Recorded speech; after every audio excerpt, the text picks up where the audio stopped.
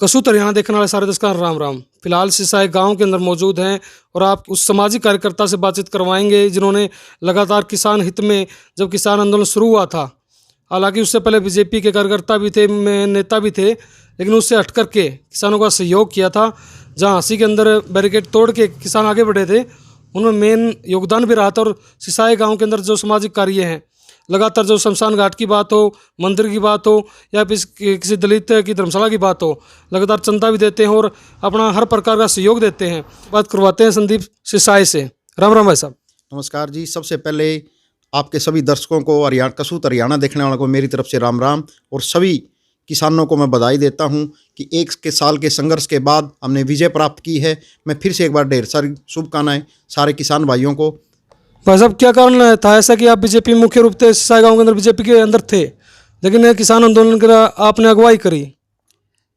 देखिए, पार्टियां आती हैं जाती हैं, लेकिन मैंने किसान के घर में जन्म लिया है, किसान के घर में ही अपना जीवन पूरा करना है, तो इसलिए पार्टी एक अलग चीज़ है। इसलिए मैंने किसानों का साथ नहीं, मैंने अपने खुद का साथ दिया है। मैं किसान का बेटा हूँ, मेरे दादाजी किसान थे, सारा परिवार किसान है। मेरे लिए सबसे पहले किसान है, पार्टी बाद में। फिलहाल गांव के अंदर बहुत सारी चर्चा चल रही है, नुकड़ा पर बातचीत होने लग रही है, गांव चौराहे पर बातचीत होने लग रही है कि संदीप सिसाई राजनीति में आना चाह हुआ है। कि मतलब जो ये सामाजिक कार्य हैं, ये मतलब राजनीति आने के कारण है या फिर कुछ अलग इसका कारण है? मैं आपके माध्यम से पूरे सिसाई गांव, पूरे समाज को ये बताना चाहता हूँ, ये जो भी कार्य हैं, कुछ समय से मेरे पिताजी गांव से बाहर रहते हैं, लगभग 32-33 साल से। लेकिन हमारी एक इच्छा है, अगर हमने बाहर जाके 2 पैसे कमाए हैं तो हमारी एक इच्छा है, मेरी माता जी की स्वर्गीय रामरती जी की, मेरे पिता वजीर सिंह सियाग जी की, कि भाई कुछ पैसा हम अपना गांव में लगाएं। ये हमारी जन्मभूमि है, यहीं पर पैदा हुए हैं, यहीं पर आखिरी सांस लेना है, गांव के लिए कुछ कर सकें। और रही राजनीति की बात, तो मैं आपके माध्यम से पूरे गांव को, सिसाई नगर पालिका को ये बताना चाहता हूं कि मैं चुनावी राजनीति से दूर हूं। राजनीति में हूं, लेकिन चुनावी राजनीति से मैं दूर हूं। ये सभी कार्य मेरे माता स्वर्गीय रामरती और मेरे पिता चौधरी वजीर सिंह सियाग के निर्देशों के अनुसार हो रहे हैं। इसको आप इलेक्शन से ना जोड़ें, और मैं चुनाव नहीं लड़ने वाला हूँ। गांव के अंदर भाईचारा होता है, खा पंचायत भी हुआ है, ये मतलब दबाव बनावे तो कोई संभावना है चुनाव लड़ने की? बिल्कुल, मैं आपके माध्यम से कसूत हरियाणा देखने वाले सभी को और आपके चैनल के माध्यम से मैं ये बताना चाहता हूँ कि मैं चुनाव में किसी भी प्रकार से हिस्सा नहीं लूँगा। और लेकिन मैं सिसाई के नौजवानों को एक प्रार्थना करना चाहता हूँ कि आप घर, जाति, मज़हब देखकर वोट ना डालें, आप उसी व्यक्ति को चुनें, क्योंकि कोई भी इलेक्शन का जो परिणाम है उसको नौजवान इफेक्ट करते हैं। मैं सभी नौजवानों को एक कहना चाहता हूँ, आप परिवार को, कुनबे को, इससे ऊपर उठकर आप वोट डालें और एक अच्छा व्यक्ति को चुनें जो गांव के लिए, गांव के विकास के लिए काम करें। बस मैं ये प्रार्थना करना चाहता हूं नौजवानों से।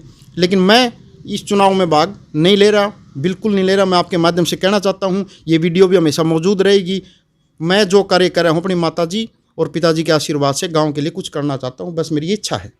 फिलहाल आपको याद दिलाने भाई साहब, कुछ मतलब कैंडिडेट हैं, नए नए चेहरे गांव के अंदर जो चेयरमैन दावेदारी कर रहे हैं, उनके लिए कोई मैसेज कि लगातार वो कुछ समय तो दिखते हैं, इलेक्शन आ गया दिखे, लेकिन बाद में गायब हो जाते हैं। और सामाजिक हित की तो बहुत पैसा लगाया कि कुछ ऐसी जगह पर पैसा लगा दिया जहाँ पे कुछ लोगों का हित हुआ है, लेकिन सबका हित नहीं हुआ वहाँ पे।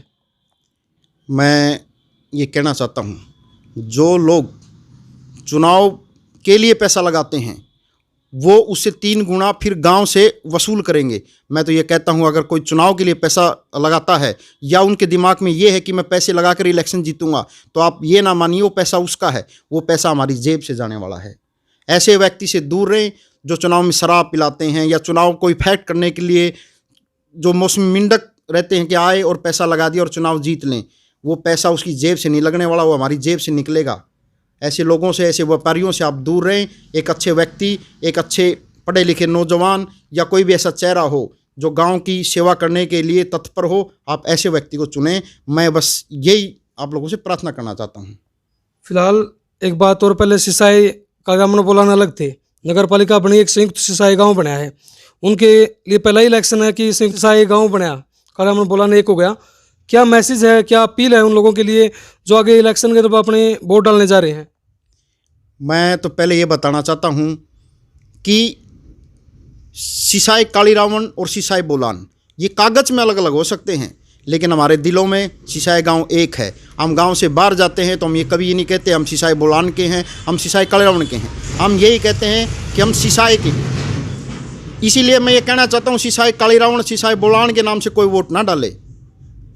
सिर्फ और सिर्फ मैं आपको बार बार कहता हूँ कि अच्छा आदमी देखें, अच्छा व्यक्ति देखें। और मैं एक बात और बताना चाहता हूँ, जो व्यक्ति गाँव में नहीं रहता है, अगर वो कोई आदमी इलेक्शन में आता है तो उसको बिल्कुल वोट ना डालें। उनको हमारी समस्याओं का ज्ञान नहीं है, गांव में क्या समस्या है, गांव में पानी की समस्या है, वो हमारे वोटों को लूट कर बाहर रहते हैं। ऐसे व्यक्ति को बिल्कुल वोट ना दें जो गांव से बाहर रहकर सिर्फ चुनाव के लिए गांव में आते हैं। फिलहाल दोस्तों आपकी बता दें संदीप जो सामाजिक कार्यकर्ता उनसे बातचीत हुई है। यदि भाई की बात से आप सहमत करते हो तो वीडियो ज़्यादा से ज़्यादा शेयर करें, लाइक करें और कमेंट करके अपनी राय जरूर दें। जय हिंद, जय भारत।